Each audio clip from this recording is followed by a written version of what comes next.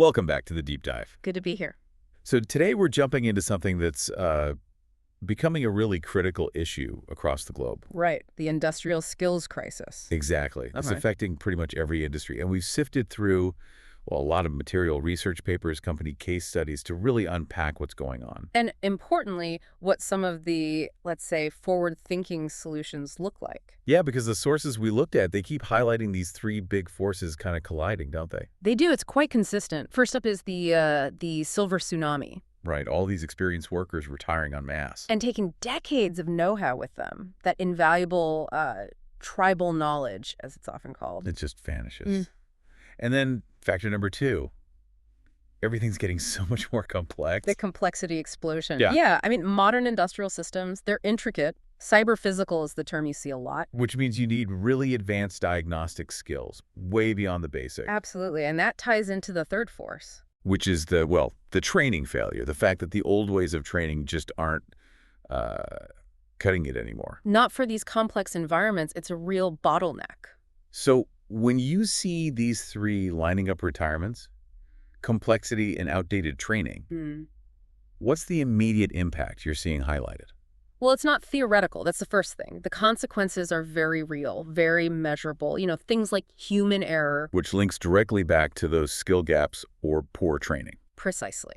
And that error contributes massively to production downtime, safety problems, compliance issues. We're talking serious money here, right? Yeah. Multi-million-dollar risks. Easily. Because troubleshooting, say, a modern manufacturing line isn't just mechanical now. It's software, it's networks, it's how they all interact. It demands a completely different skill set. Totally different. Okay, so if we've got human error and outdated training leading to these huge potential losses, the obvious question is, what's the fix? What are the, cutting-edge ideas? And that's where the sources really start pointing towards specific innovations. One that comes up repeatedly is EON Reality's platform. The Spatial AI Enterprise Skills Engine. Yeah, saw that mentioned a lot. It's positioned as kind of a direct response to this whole crisis. Claims to offer, well, unprecedented training results and, crucially, stuff you can actually measure in terms of business value. What makes it stand out, though? Because there are other training platforms out there. I think a key differentiator and something the reports really emphasize is its secure gateway architecture. This tackles a huge hurdle for enterprise AI. Data sovereignty, keeping sensitive info safe. Exactly. Big companies, especially in sectors like defense or, critical infrastructure, they simply cannot let proprietary data leave their secure environment to be processed in some external cloud AI. It's a non-starter. Okay. So this system is designed to keep all that sensitive data on-premise, or at least within a secure in-country setup. But it still uses AI. How does that work? Does it connect to external AI services? It does, yeah. That's the clever part. It connects to services from, I think the number was over 30 different tech partners. Right, so it's like getting the best of both worlds. External AI power without exposing your own crown jewels. Pretty much. The sources use this example of text to XR, and XR meaning extended reality, VDR, AR, the whole spectrum. Okay, text to XR, so you take your own documents. Right, your standard operating procedures, your SOPs, maybe maintenance manuals. You upload them to the EON platform inside your secure zone. They never leave. Never leave. Yeah. Got it. So how does the external AI help create the training then? Well, the local EON AI engine analyzes your document within that safe zone. It figures out what training steps are needed, what objects are involved. Then it sends out only very generic, anonymized requests to the outside world. Things like, I need a 3D model of a generic pump, or give me standard instructions for tightening a bolt. So it's asking for building blocks, not the whole blueprint. Exactly. These generic assets come back, and then the system combines them with your specific proprietary context back inside your secure environment. That sensitive how we do it stuff stays completely internal. That sounds really smart, actually, and secure. And it enables other things, too, like downloading the finished training modules for totally offline use. Think remote sites, classified areas. They call it online creation with offline consumption. Which is critical in some industries. Oh. Okay, so secure, flexible. But what about the actual content creation? That text-to-XR feature sounds, frankly, almost too good to be true. Converting documents to interactive XR training in, what was it, 16 minutes? Yeah, 16 minutes on average. It sounds wild if you've ever been involved in traditional VR development, which can take months. Months, exactly. How on earth is that speed possible? It seems to be a combination of that AI understanding the documents and then leveraging this enormous library. They have over 2 million pre-existing 3D assets. So it's not building everything from scratch each time. It's intelligently assembling existing pieces based on your specific documents. Right.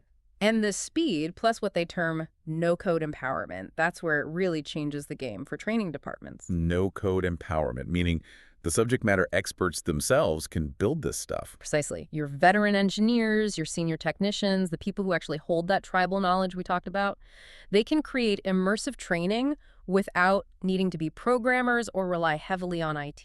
Wow. That really democratizes it. It does. And the claim is this accelerates how fast employees become competent by up to 4 times.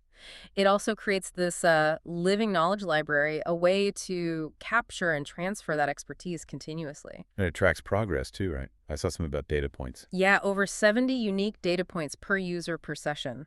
So you get objective, data-backed evidence of whether someone is actually ready, not just, if they ticked a box saying they read something. So it bypasses the whole traditional bottleneck of needing specialist developers for every little change. Cuts content development time by, they say, 95% using AI workflows. Your training team shifts from just being consumers of content to actually creating strategic assets internally. Which makes updates much faster and cheaper too, presumably. No more waiting on external vendors. Exactly. And this all feeds into the bottom line, which is, let's be honest, what really gets attention in boardrooms. Okay, let's talk ROI then. Because the numbers presented are, well, they're pretty eye-popping. They are. The sources show this conservative 3-year model for a 100-user deployment, and the ROI figure, 2,218%. 2,200%. Mm-hmm. Okay, where does that actually come from? How do they break that down? It seems to boil down to 3 main areas. First, just direct cost savings. Like travel for training, less physical equipment needed. Exactly. About $930,000 saved annually in the model, mostly from that. Then you've got operational efficiency gains. Getting people skilled up faster, making instructors more productive. Right. Accelerated competency and better instructor utilization. That accounted for about $2.6 million a year in their model. Okay, savings efficiency. What's the third driver? Risk mitigation. Basically, avoiding the cost of those human error incidents we talked about earlier, downtime, safety issues. They valued that preservation at around $1 million annually. So preventing problems before they happen adds direct value. Seems to be the case. So you add up those savings, efficiency gains, and risk avoidance. Against a total 3-year investment shown as under $500,000. The total value generated was over $11.5 million. Giving that net value of over $11 million, that really reframes training as a profit center, not just a cost center. And the payback period is fast, too. Traditional training ROI can take years, maybe 3 to 5 years if you're lucky. This model suggests 6 to 12 months for the enterprise skills engine. Why so much faster? Largely because it's built for AI-driven scaling from the start. And that crucial data sovereignty piece means companies can adopt it without the security headaches that slow down other cloud-based AI rollouts. It avoids fragmented solutions. Makes sense. And crucially, this isn't just theoretical modeling, is it? There are real companies using this. Oh, yeah. The report cites several major players. ExxonMobil, for instance. What do they find? A 50% reduction in the time needed for on-the-job training for complex safety procedures, half the time. Wow. Okay, who else? Caterpillar. They saw a 30% drop in assembly errors, and their technicians got trained 40% faster. Fewer errors, faster training. Those are tangible results. Definitely. And SBS Transit, big public transport operator in Singapore, they slashed the time it took to get technicians fully competent from 12 months down to just 4 months. A 67% reduction. That's huge in transport. Huge. Lufthansa Technik used it to standardize training globally, rely less on physical assets. And in the vocational training space, Centex in Malaysia reported a 97.25% employability rate for their graduates using this tech. So it works across different sectors: energy, manufacturing, transport, education. The applicability seems pretty broad, yeah. It covers that whole journey, digitizing knowledge, creating the training, assessing people in real time, and using the data to improve. And usable on different devices, too, from phones up to full VR headsets, using that big asset library. Right. It's positioned as a strategic way to kind of future-proof your workforce. Sure. De-risk the implementation with a proven secure setup, make a scalable investment, and gain a real edge through having more competent people faster. It's really about systematically capturing and transferring that critical know-how.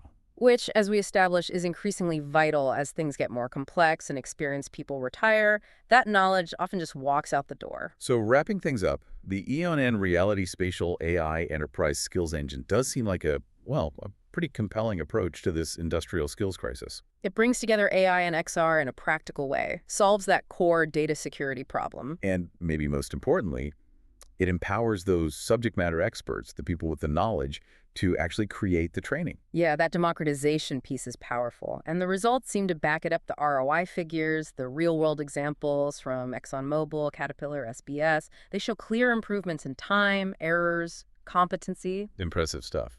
It really makes you think, though. If you take EON Reality's idea that knowledge is a human right seriously, what does technology like this mean for the future? For making skills truly accessible across all industries? How does it change our whole idea of learning on the job when you can practice complex, even dangerous procedures virtually first? Exactly. What does that mean for safety, for speed, for opportunity? It's a profound shift to consider. Definitely food for thought as industries keep evolving so rapidly. Well, that's all we have time for in this deep dive. Thanks for joining us.